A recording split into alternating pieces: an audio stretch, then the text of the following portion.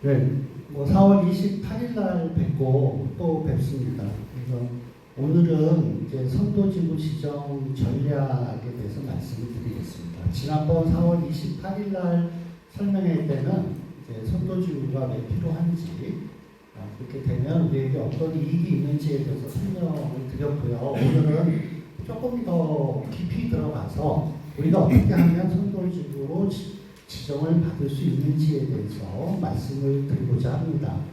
어제 언론에 발표가 있었습니다. 5월 22일 날 국토부로부터 선도지구 지정 기준 표준안이 발표가 될 걸로 언론이 발표가 됐습니다.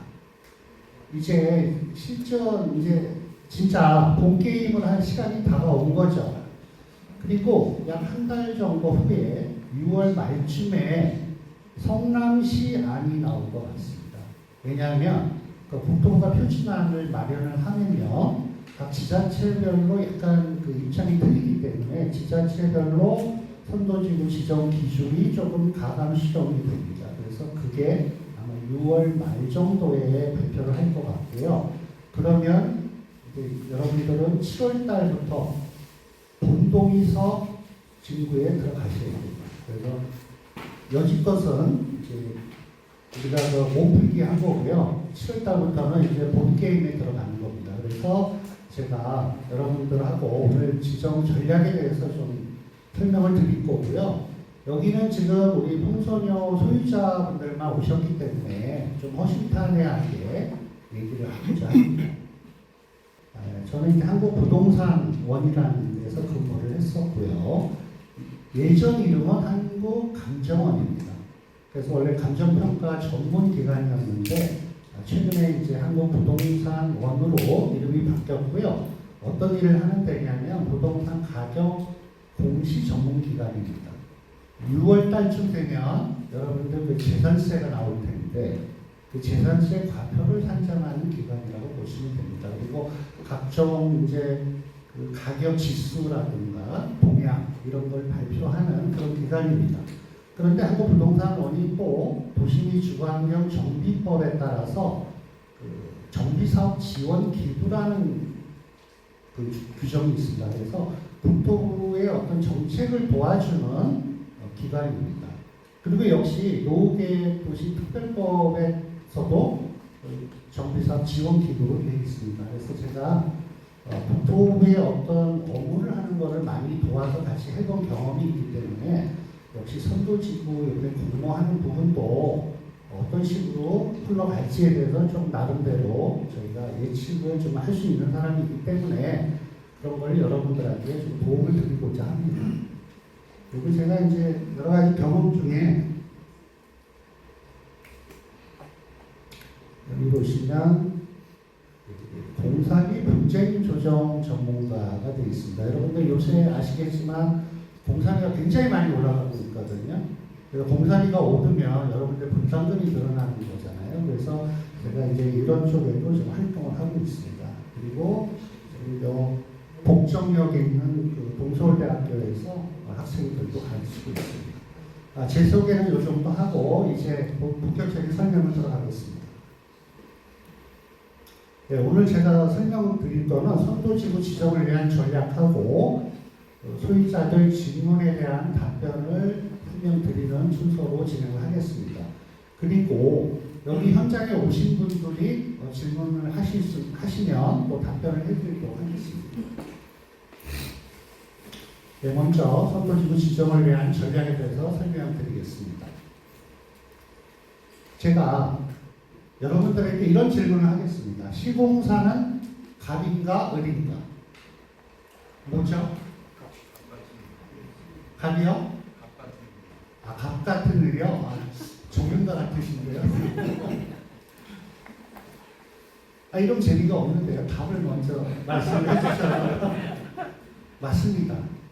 이 시공사는 형식적으로는 을인데 사실상 갑입니다. 그래서 갑 같은 을이라고 표현을 합니다. 시공사 선정 전에는 여러 시공사들이 와서 A시공사, B시공사, C시공사가 이 조합 주민들에게 와서 우리는 이렇게 해주겠습니다. 또 이렇게 해주겠습니다. 온갖 자기의 혜택을 말씀을 드리면서 선정을 해달라고 합니다. 그래서 주민들은 이제 어차피 하나의 회사를 뽑겠죠. 그죠? 그래서 뽑습니다. 그러면 이제 시공사가 우위가 됩니다. 그 다음부터. 왜 그러냐면 이것 때문에 그렇습니다. 시공사가 단순 시공사가 아니라 여러분들 신축 아파트를 시공하는 브랜드가 되게 중요하지 않습니까? 아파트별로. 근데 우리나라의 건설회사들이 다 대기업 계열사예요. 아시죠? 엄청난 대기업의 계열사고 막강한 기술과 자금을 가지고 있습니다. 그리고 또 이 정비사업의 특성은 조합에 자금을 대여해 줍니다. 그래서 이제 조합의 조합장님이나 임원들이 계실 때 그분들이 이제 월급을 받잖아요. 또 사무실을 운영을 합니다. 그 자금을 시공사가 대여를 해줍니다. 그래서 이 구조가 이렇게 되어 있기 때문에 시공사가 사실상 갑의 위치에 서게 됩니다. 그러면 이제 어떤 문제가 생기냐면 나중에 공사비를 올릴 때 문제가 됩니다. 처음에 선정을 했을 때 공사비가 얼마입니다 이렇게 했습니다. 그러나 시간이 흐름으로써 공사비를 한번 증액을 하는 시기가 다가옵니다. 그죠? 근데 조합이 시공사를 대응해서 잘 협상하는 능력이 있느냐 하는 부분을 우리가 한번 생각해봐요. 여기 유명했던 현장 아시죠? 둔천주공. 그래서 굉장히 큰 단지로 알고 있고요. 여러분들도 언론에서 많이 보셨을 겁니다. 막 타워 크레인 철수하고 유치권 발동하고 그래가지고 결국 저하고 손을 들었습니다. 그래서 상당히 많은 분담금 인상이 있었는데 이 조합 방식으로 했을 때의 한계점이 나오고 있습니다. 그리고 또 최근에 반포에서 공사비가 1,300만 원을 찍었습니다. 진짜 공사비가 얼마나 오를지 참 궁금합니다. 원래 한 7, 800 했었거든요. 근데 갑자기 900으로 가더니 또 최근에 1,000만 원을 육박했었습니다. 그런데 엊그제 반포에서 1,300만 원을 돌파했습니다. 근데 이게 과연 끝인지 저는 모르겠습니다. 더 오를 수도 있다는 전망이 나오고 있습니다. 근데 여기서 이제 왜 문제가 되냐면 우리가 경기가 좋을 때는요 공사비가 올라도 일반 분양가가 더 올랐습니다. 그래서 조합원 분담금은 사실 큰 문제가 안 됐어요. 그런데 지금은 부동산 경기가 안 좋기 때문에 공사비가 오른 만큼 일반 분양가가 오를 수가 없습니다. 그러면 그 오른 공사비는 온전히 여기 계신 조합원님들이 부담을 하셔야 되는 거죠. 그래서 이런 구조적인 문제가 있다는 겁니다. 예. 공사비가 오른 만큼 일반 분양가가 올라주면 좋은데 지금은 그런 시기가 아니라는 얘기죠.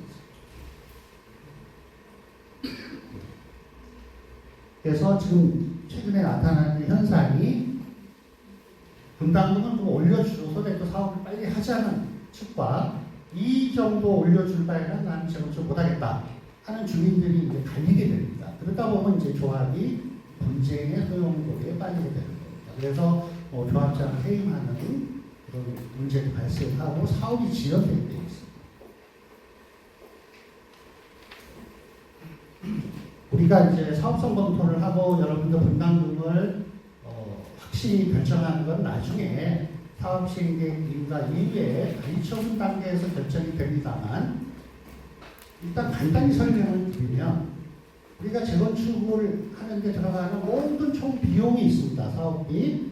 근데 그 사업비의 70% 이상이 공사비입니다. 그러니까 사실 공사비가 전체 사업비라고 해도 과언이 아니죠. 근데 이 공사비는 뭘로 충당하냐면 일반 분양 수익과 조합원 분담금으로 충당을 하게 됩니다. 그래서 제가 아까 설명을 드렸다시피 공사비가 오르더라도 일반 분양 수익이 오르면 조합원 분담금은 같거나 적을 수도 있는 겁니다. 그런데 공사비는 오르는데 일반 분양 수익이 늘어나지 않는다면 결국은 조합원 분담금으로 전부 충당을 해야 된다는 원리입니다. 이해하시겠죠? 예.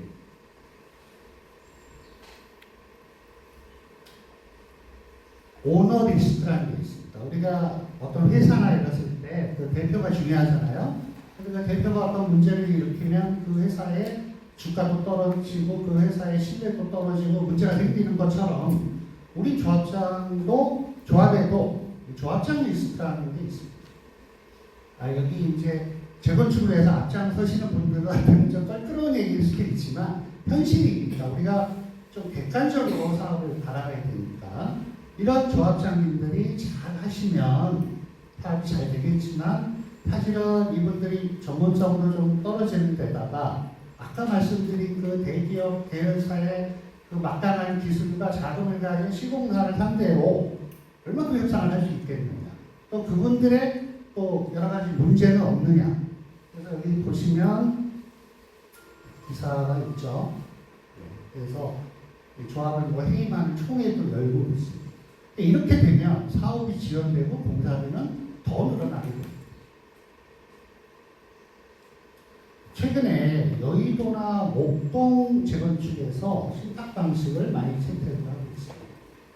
저는 그 도시정비법에서 재건축 재개발에서 조합 방식으로 할 건지 신탁 방식으로 할 건지는 선택의 영역이라고 생각합니다. 그거는 그 조합이 처한 여건에 따라서 조합 방식을 하실 수도 있고 신탁 방식을 할 수도 있습니다.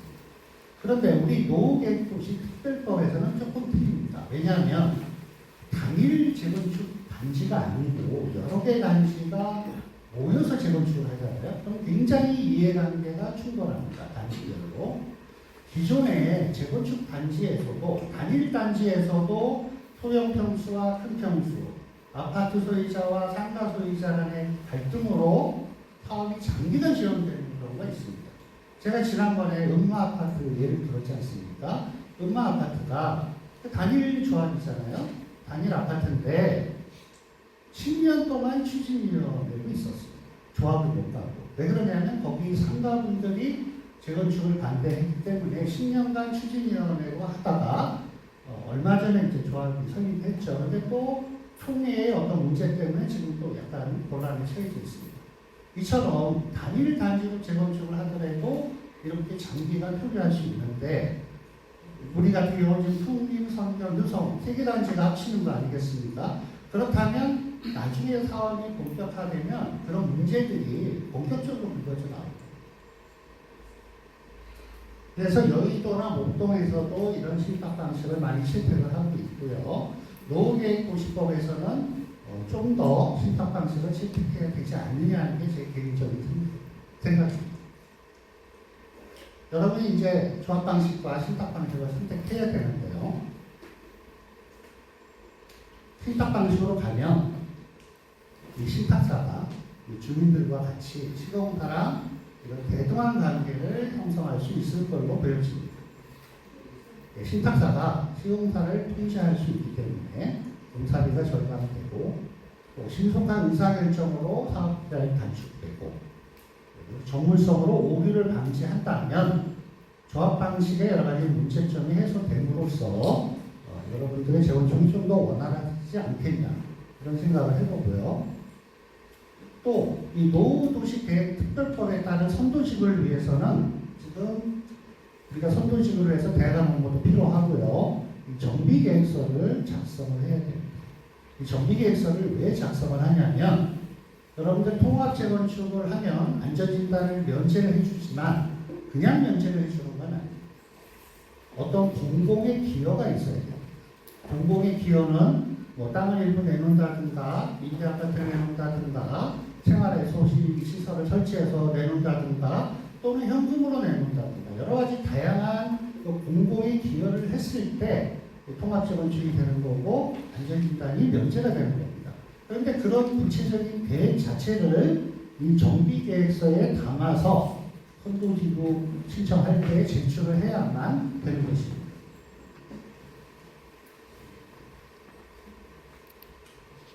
그래서 저는 이제 조합 방식과 신탁 방식을 했을 때 신탁 방식으로 가는 게 어떠냐는 말씀을 드리는 거고, 근데 여기서 또 실무적으로 또 몇 가지 검토해야 될 부분이 있습니다. 그러면 신탁사는 그냥 공짜로 해주는 거냐? 그건 아니겠죠. 세상에 공짜가 어디 있습니까? 사업이니까. 그러니까 신탁사랑 어떤 협의를 하실 때, 그럼 신탁사가 우리를 어떤 걸 도와줄 거고, 또 우리 주민들은 어떤 걸 해줘야 되느냐 하는 그런 부분이 또 실무적으로 남아있습니다. 그래서 여러분들이 신탁 방식으로 갈 거냐, 조합 방식으로 갈 거냐의 선택의 문제, 두 번째는 어느 신탁사랑 갈 것이냐, 그리고 구체적으로 어떤 도움을 서로 주고받을 것이냐, 이런 문제를 실무적으로 해결을 하셔야 될 것 같습니다. 제가 지난번에 4월 28일 설명회 때 이런 말씀을 드린 기억이 나실 거예요. 우리가 제자리 재건축 독립정산제를 해야 되는데 개념 정립을 좀 정확히 하고 우리가 해야 된다. 그렇지 않으면 나중에 더 큰 문제가 생길 수 있다라는 말씀을 드렸어요. 그래서 좀 개념을 정립하고 할게요. 우리가 보통 통합하는데 정비 예정구역 안에 단지를 통합하여 재건축하는 것을 통합재건축이라고 합니다. 예를 들면 우리 여기 풍림단지가 있고요, 성경단지가 있습니다. 그래서 여기가 하나의 정비 예정구역입니다. 그러니까 정비 예정구역이라는 것은 그러니까 재건축을 할 수 있는 예정구역이라는 뜻입니다. 앞으로 이제 그게 통합 정비계획이 수립이 되면 예정이 없어지고 정비계획이 되는 겁니다. 그래서 풍림과 성경을 지금 하나의 정비 예정구역으로 이렇게 묶입니다. 이랬을 때 풍림과 성경이 다른 단지임에도 불구하고 같은 예정구역으로 묶여서 재건축을 하는 것을 통합재건축이라고 합니다. 근데 제가 옆에 결합재건축이라는 걸 하나 더 가져왔어요. 그럼 이건 뭔가? 정비 예정구역끼리 결합하면서 재건축을 하는 겁니다. 예를 들면 방금 말씀드린 풍림과 성경이 있고 그 이매로 밑에 보면 효성이 있습니다. 효성단지와 이매도가 있습니다. 이게 별도의 예정구역도 되어 있습니다. 이 두 개를 합치면 결합재건축이 됩니다. 그래서 보시면 다시 여기서 풍림과 성경은 개별적으로 재건축을 할 수 없습니다. 통합해서만 해야 됩니다. 또 이 경우에도 풍선은 통합으로 하면 되고요, 효성도 별도로 할 수 있습니다. 그런데 풍선과 효성이 결합으로 묶일 수도 있는 겁니다. 이해하셨죠? 그래서 이렇게 요 통합과 결합의 차이가 있다는 것을 좀 이해를 해주시고요. 제가 독립정산제와 제자리 재건축의 정의를 여기다 써왔고요. 어떤 경우가 제자리 재건축이고 어떤 경우가 제자리 재건축이 안 되는지에 대해서 예시를 가져왔습니다. 일단 독립정산제는 통합이나 결합재건축을 하더라도 각 단지별로 수익과 지출을 별도 계산해서 조합원 분담금을 책정하는 방식을 말합니다. 제자리 재건축이란 재건축을 하더라도 원래 있던 곳에 아파트를 지어서 들어가는 것을 원하는 걸 말합니다. 그런데 이 아래에 5가지 예시는 이 제자리 재건축이나 독립정산제가 될 수가 없습니다. 제가 하나씩 설명을 드릴게요. 예를 들면 이제 여기 이매고 자리 있지 않습니까? 이매고가 이쪽으로 옵니다. 그리고 이 이매고 자리에 성경이나 효성 주민들이 아파트를 짓고요. 기존의 효성 단지에 환승센터가 들어섭니다. 이렇게. 그럼 이게 제자리냐 이거죠. 이거 제자리 아닙니다. 근데 어떤 분은 이게 제자리라고 합니다. 아니 남의 자리지 이게 제자리예요. 그죠? 이거 제자리 아닙니다. 자, 그러면 또 효성 자리에 환승센터가 들었습니다. 그러면 효성 주민들이 아파트 질 자리가 없잖아요. 그러니까 성경 자리로 밀고 들어옵니다. 그럼 또 성경은 어디로 가요? 또 위로 갑니다. 또 풍림은 또 밀리죠, 이렇게. 근데 이것도 제자리가 아니죠. 예, 제자리가 아닙니다, 이거는. 다음 세 번째 보겠습니다. 한승센터가 이렇게 생기면서 효성하고 성경이 또 일부 섞이고 또 성경하고 풍림이 이렇게 섞이는 겁니다. 또 같은 경우입니다, 사실은. 조금 이제 유형을 분리한 건데. 어쨌든 효성의 주민들이 일로 넘어오는 거는 제자리 재건축이 아닙니다. 또 반대로 한승센터가 효성 쪽이 아니고 성경 쪽에 건립이 될 수도 있지 않습니까? 그렇게 되면 또 이쪽에 성경하고 풍림이 또 이렇게 자리를 이동해서 위로 좀 올라가는 거죠. 요것도 요거 일부 또 성경이 일부 또 내려옵니다. 그런 효성자리고. 근데 이것도 역시 제자리 재건축이 아니라는 거죠. 그죠? 그리고 이 경우도 마찬가지입니다. 한승센터가 성경자리에 생기고 성경 주민들이 효성자리로 들어와서 같이 여기다 지는 경우도 제자리 재건축이 아니라는 거죠. 맞죠? 더 다른 경우가 있나요? 제가 막 고민을 해봤습니다. 이 한승센터 설치되는 거하고 학교 이전 문제를 해서 했을 때 이 5가지 경우는 제자리 재건축이 아닌 것 같습니다. 그렇죠? 근데 이거를 제자리 재건축이라고 생각하시는 분들이 있어요. 아니라는 얘기입니다.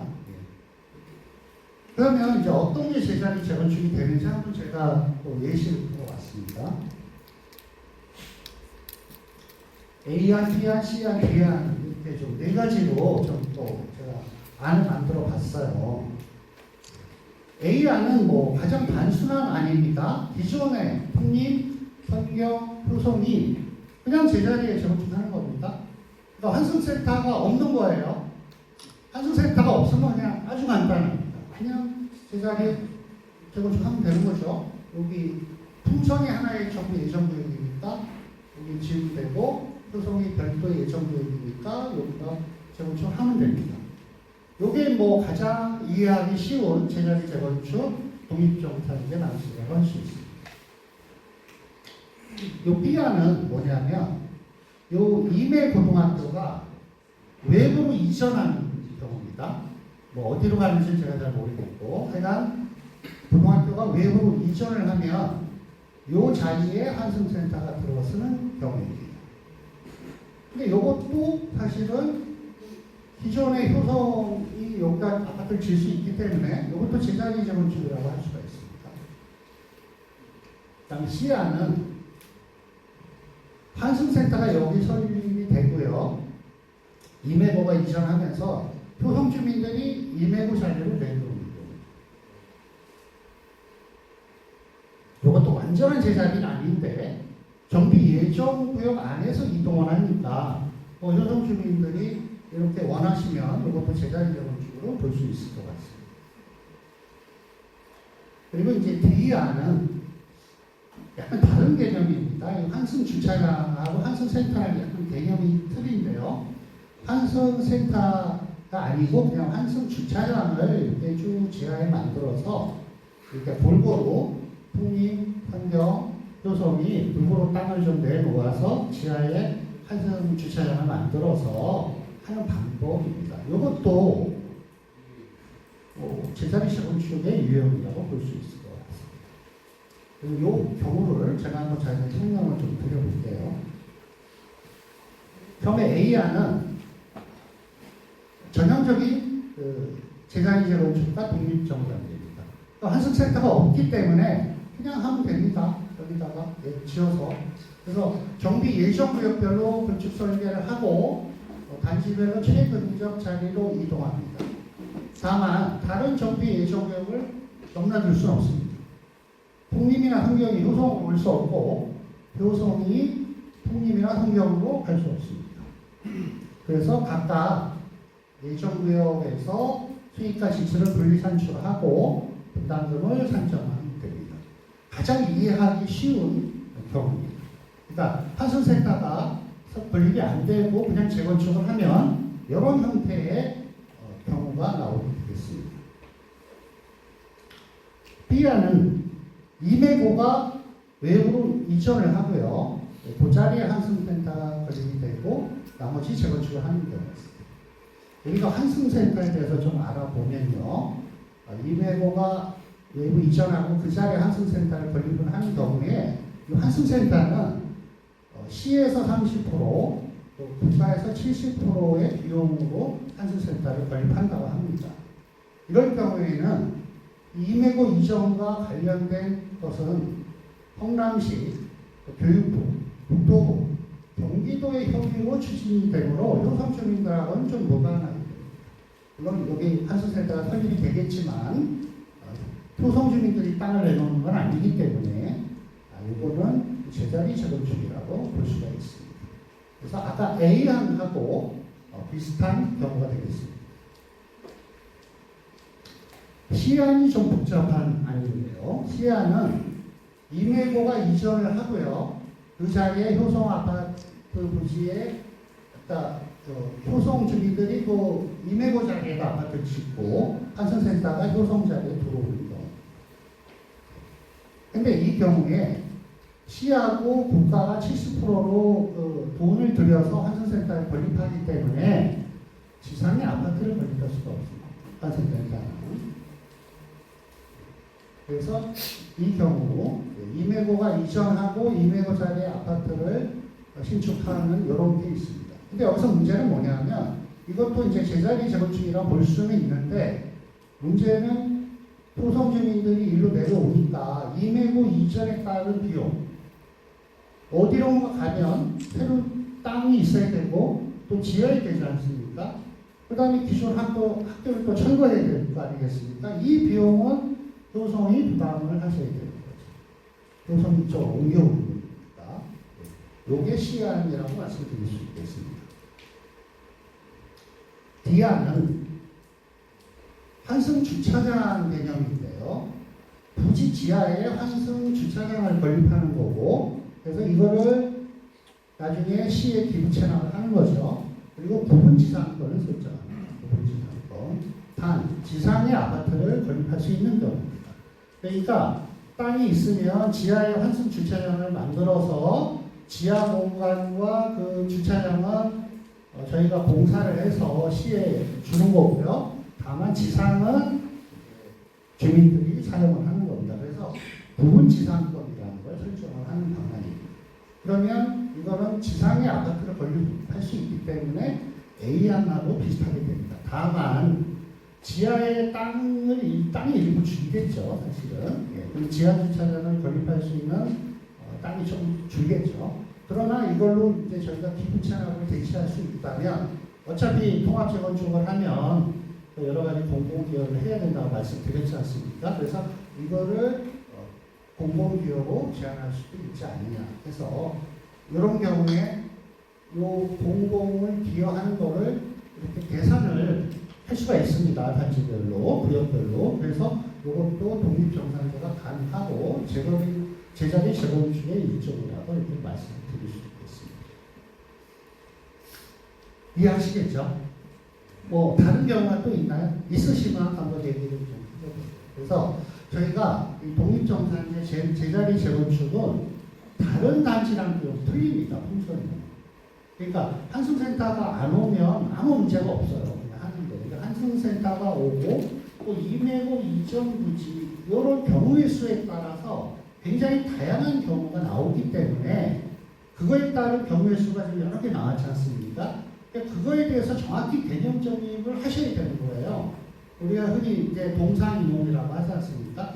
우리가 제자리 재건축을 하자, 독립정산제를 하자고 했는데 다 본인들 생각은 다른 거를 제자리 재건축으로 이해를 하고 있는 거예요. 그래서 이런 개념을 좀 정확히 정립을 하고 합의를 하시면 지금도 합의를 하면 제자리 재건축이나 독립정산제가 가능하다 이렇게 말씀을 드리겠습니다.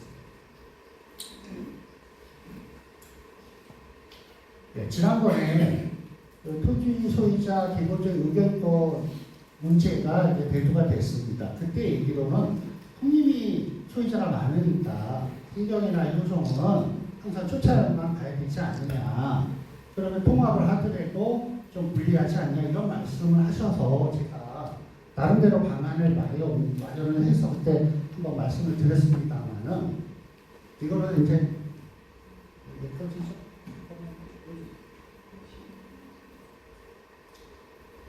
조합 방식일 때와 신탁 방식일 때로 나눠서 한번 제가 가져와 봤어요. 조합 방식일 때 조합 정관이라는 게 있습니다. 정관은 조합의 자치 법규입니다. 그래서 법에 위반되지 않는 한 조합원들을 구속합니다. 물론 조합의 정관은 조합원 전체가 모인 총회에서 제정을 하게 됩니다. 그래서 중요사항에 대해서 의결은 각 단지의 2분의 1과 전체 3분의 1 결의를 받아 추진하도록 규정을 하면 각 단지의 과반수는 어차피 동의를 받는 거잖아요. 그러면 개별로 했을 때도 똑같은 효과가 나오는 거고 전체적으로도 3분의 1이 결의를 받기 때문에 무리가 없다고 생각을 하고요. 그럼 주요 사항이 뭐냐? 이런 겁니다. 아파트 배치 설계 중요한 거죠. 그 다음에 조합원 가이청에 관한 거, 분양에 관한 거, 또 사업비, 또 결국은 조합원 분담금이 어떻게 되느냐 하는 거는 각 단지별로 결의를 과반수 이상 득하고 전체의 3분의 1을 득해야지만 통과되는 안을 제가 만든 겁니다. 제가 왜 이런 안을 냈냐면 제가 이 법이나 정관에 대해서 잘 알기 때문에 그렇습니다. 우리가 보통은 총회를 하면 조합원의 과반수가 출석하고 출석한 사람의 과반수 이상이 결의를 하면 통과가 됩니다. 일반 안건은. 근데 조금 중요한 거는 조합원의 과반수가 출석해서 출석한 조합원의 3분의 2의 결의로 통과시키는 그런 안건이 있습니다. 그런데 또 법에 보면 이런 내용이 있습니다. 사업계획 승인이나 관리처분 같이 조합원에게 굉장히 중요한 안건은 총회 참석자의 과반이나 3분의 1가 아니고 전체 소유자의 과반의 동의를 받아야 되는 규정이 있습니다. 근데 그 규정도 사업비가 10% 이상 변동이 되면 전체 소유자의 3분의 2의 동의를 받아야 되는 규정이 있습니다. 그래서 제가 보기에 차가는 조합원의 권리, 의무, 분담금에 굉장히 중요한 거는 우리 도시정비법에 어차피 전체 소유자의 3분의 2 동의를 받도록 규정이 있습니다. 그래서 제가 그 규정을 원용해서 이 규정을 제안을 드린 겁니다. 전혀 법에 위반되지 않고요. 각 단지별 이해관계를 조정할 수 있는 규정입니다. 조합 방식일 때도 그렇고요. 신탁 방식일 때도 마찬가지입니다.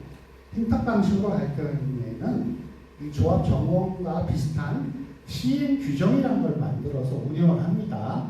시행 규정에 똑같이 이런 규정을 넣으면 가능합니다. 두 번째는 집행부 구성에 관한 문제입니다. 서로 이제 어차피 통합 재건축을 하면 집행부 구성을 해야 되는데 그러면 누가 조합장을 하느냐, 누가 대표를 하느냐 이런 문제가 좀 민감할 수 있습니다. 그래서 제가 나름대로 조합 방식과 신탁 방식일 때로 구분을 해서 제가 가져와 봤습니다. 일단 뭐 조합장은 한 명이어야 되고요. 조합장 선거를 하면 거기서 다득표한 사람이 조합장이 됩니다. 그런데 저는 이렇게 하려고 해요. 각 단지별로 한 명씩 출마를 하자 이거죠. 그래서 A 단지에서 조합장이 나오면 그 조합장에서 떨어진 B 단지와 C 단지 떨어지신 분들은 부조합장으로 선출하는 걸로 해서 나름대로 균형을 이루는 시스템으로 가자 이 얘기죠. 그 다음에 감사도 각 단지별로 한 명씩 있어야 된다. 왜냐하면 독립정당제를 하면 각 단지별로 그 비용 쓰는 거는 약간 독자성이 있거든요. 그러면 그 단지별로 감사가 있어야 된다 그런 얘기죠. 그리고 이사는 한 10인 정도가 있으면 좋겠는데 제가 그때 말씀드린 거는 433 정도로 해서 배정을 했으면 좋겠다 말씀을 드렸습니다. 그리고 나중에 또 대의원 제도가 있습니다. 대의원. 그 주민들을 대표하는 대의원이죠. 이거는 원래 10분의 1로 하게 되어 있습니다. 근데 10분의 1이면 160명인데요.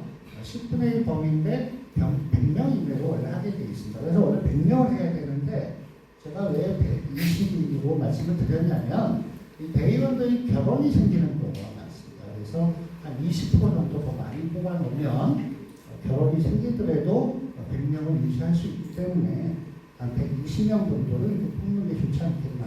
이 정도로 가면 뭐 완벽하게 뭐 공정한지는 모르겠습니다만 제가 나름대로 각 단지별 이해관계도 좀 조정하면서 집행부를 뿌릴 수 있지 않겠나 이런 생각을 해보았습니다. 그리고 이제 신탁 방식으로 가도 비슷합니다. 주민대표가 이제 조합장이랑 비슷한 거기 때문에 주민대표 한 명을 뽑고요. 부대표를 2명을 뽑습니다. 이게 이제 부조합장하고 비슷하죠. 보통은 조합장 1명이고 부조합장이 1명인 경우가 많습니다. 일반 재건축에서는. 그런데 여기는 이제 단지가 생기니까 부조합장을 이제 2명 두는 걸로 가는 겁니다. 근데 어차피 조합장이나 이 부조합장이 다 이사예요. 이사기 때문에 그 이사 숫자에 다 들어가는 거거든요. 그래서 이거는 뭐 큰 문제 없다고 보고요.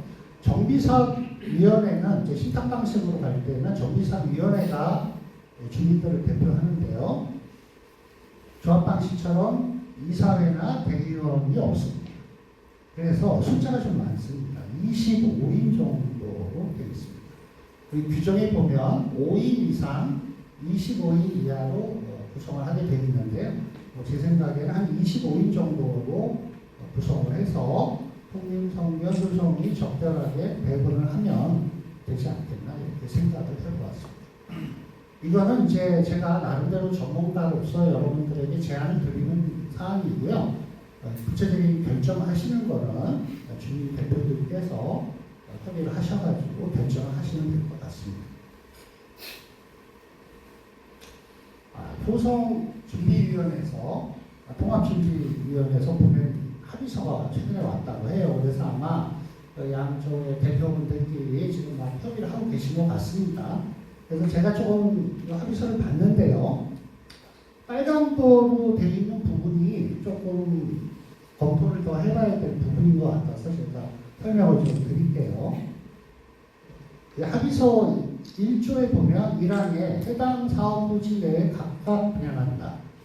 그러니까 기존 부지 내에서 분양한다는 얘기죠. 그러니까 제자리 재건축을 청약하고 있습니다. 그런데 2항이 문제인데 기부 체납 등으로 현 사업 부지에서 아파트가 불가능할 경우 현 사업 부지에 가장 근접한 신축 아파트를 분양한다 이런 얘기를 했어요. 근데 이게 2매로를 넘어올 수 있는 거냐 없는 거냐의 관점 차이가 있습니다. 제가 아까 2매로를 넘어올 수 없다고 말씀드렸죠. 넘어오면 제자리가 아니잖아요. 그죠? 근데 이 조항은 넘어올 수도 있는 걸로 해석이 됩니다. 그죠? 그래서 이 부분을 좀 더 구체화 시켜야 되지 않겠나. 그렇지 않으면 나중에 해석장의 문제로 분쟁이 있을 수 있다. 이런 말씀을 좀 드리고요. 이 3조의 이제 임원 대의원 구성에 보면 사항에 감사는 표성 1인, 성경 1인으로 각 단지를 다투표 순으로 선출한다. 이렇게 되어 있어요. 왜 풍림은 감사가 없죠? 이거는 말이 안 된다고 봅니다. 그래서 감사는 단지별로 한 명이 있어야 됩니다. 왜 그러냐면 독립정산제를 하면 그 수입 지출을 단지별로 계산한단 말이에요. 그러면 풍림에도 감사가 있으셔야 됩니다. 근데 왜 여기서 뺐는지 그래서 제가 이 부분을 한번 다시 검토를 해보시는 게 좋다고 말씀을 드리겠습니다. 그 다음에 4조에 보면 이제 신탁 방식으로 할 때 이렇게 뭐 주민대표를 구성하는 걸 표현을 해놨는데 여기 이런 조항이 있어요. 위원장은 주민대표에 의해서 선출한다 이렇게 되어 있는데 이거 잘못된 거예요. 주민대표는 토지 등 소유자 전체 회의에서 결정해요. 무슨 말씀인지 아시죠? 조합장 선출하고 똑같아요. 조합장은 조합원 총회에서 조합원들로부터 가장 투표를 많이 받은 분이 선정되는 건데 주민대표도 마찬가지예요. 신탁 방식의 주민대표가 조합장이랑 비슷한 거기 때문에 그냥 그 대표들이 단손을 뽑는 게 아닙니다. 토지 등 소유자 전체 회의에서 직선제로 뽑아야 됩니다. 그래서 이 규정은 법에 맞지 않습니다. 그래서 이거는 좀 고치셔야 될 것 같고요. 좀 특이하게 보면 2024년 선도지구 신청일까지 각 단지 동별 2분의 1과 전체 4분의 3 동의를 받으라고 되어 있어요. 그러니까 우리가 풍선효과 통합해서 하는 거를 선도지구 지정일까지 각 동의서를 다 받으라는 거예요. 주민들한테. 동별 2분의 1, 전체 4분의 3. 근데 여기서 두 가지 문제가 있어요. 예를 들면 내일 접수 마감인데 오늘 안 된다고 하면 어떻게 해요? 말이 안 되죠. 여유가 있어야죠. 왜냐하면 우리가 통합을 할 수도 있지만 통선유가 통합해서 같이 갈 수도 있지만 안 되면 통선유라도 가야 될 거 아니에요. 표례도 따로 가야 될 거 아니에요. 이미 동의서를 통선유하고 다 받아놨는데 그 각 단지별 2분의 1, 전체 4분의 3이 안 되면 이 동의서는 쓸모가 없는 동의서 같아요. 그러면 선도지구 신청 못합니다. 그래서 선도지구 지정 마감일이 아마 공고가 될 거예요. 예를 들어 뭐 8월 말이든 9월 초든 그러면 적어도 한 달 전까지 각 소유자들 동의를 받아서 우리는 통합한다는 의사표시를 결정을 해야 돼요. 한 달 정도 후에 전에는. 그게 첫 번째 문제고요. 두 번째는 여기에 보면 동별 2분의 1이라고 되어 있어요. 근데 여러분들 동이 굉장히 많잖아요. 근데 한 동인에도 만약에 2분의 1 동의가 안 되면 이 효력이 없다는 거예요. 요거는 문제가 있는 것 같습니다. 그래서 단지별 2분의 1이 좋을 것 같아요.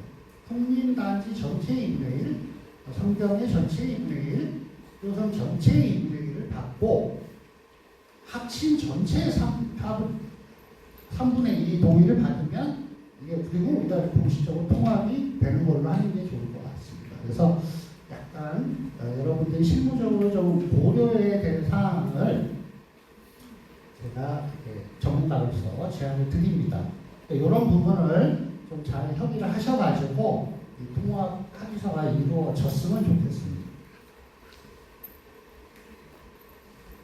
선도지구 지정 가능성에 대해서 말씀을 드리겠습니다. 제가 그냥 해본 겁니다. 제 의견이 절대적인 건 아닌데 여러분들하고 같이 한번 생각을 해보면 좋을 것 같아요. 풍림, 성경, 효성이 합쳐지면 1634세대입니다. 그리고 만약에 풍림하고 성경이 따로 갈 경우 1246세대고요. 효성이 따로 가면 388세대입니다. 여러분들이 뭐 현황도 잘 아실 거고요. 먼저 효성 말씀드리면 역세권이긴 한데 388세대는 너무 작습니다. 선도지구가 될 수 있을까요? 물론 이제 뭐 효성 주민들은 우리 땅 여기 좋은 땅이니까 나는 뭐 우리만 가도 선도지구 지정될 것이다 이렇게 얘기하실 수도 있어요. 그리고 뭐 그렇게 결정하시는 그렇게 가는 겁니다. 제가 여기 소유자가 아니니까 제가 뭐라고 말씀은 못 드리겠어요. 그런데 우리가 좀 이런 걸 생각할 때는 객관적으로 생각해야 되잖아요. 저기 시범단지 엄청나게 큰 거 아시죠? 그리고 옆에 지금 경쟁자들도 다 지금 풍선보다 커요.